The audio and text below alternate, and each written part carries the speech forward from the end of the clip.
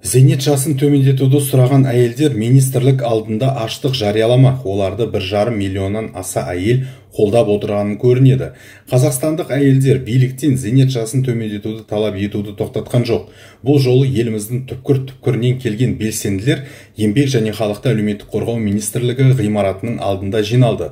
Талаптары тағы елеусіз қалса, әйелдер енді министрліктің кіре берісінде аштық жарияламақ. Олармен премьер-министрдің орынбасары Ералы Тоғжанов онлайн кеңес өткізді. Одан кейін Еңбек және халықты әлеуметтік қорғау министрі Тамара Дүйсенова бәрін жеке қабылдауға уәде берді.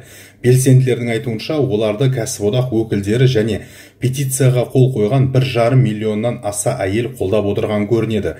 Біз билікке салмақты шешім қабылдауды ұсынамыз. Егер адам әртүрлі жағдайларда денсаулығына байланысты жұмыс істей алмаса, жұмыс таба алмаса, 58 жастан бастап зейнетке шығаруын сұраймыз. Мемлекет үшін бұл жерде тиімдісі ересектердің орнына жастар жұмысқа орналасады. Біз жұмыссыздық мәселесін шешуге тырысып жатырмыз, дейді белсенділердің бірі Марина Бачаева КТК телеарнасына берген сұхбатында.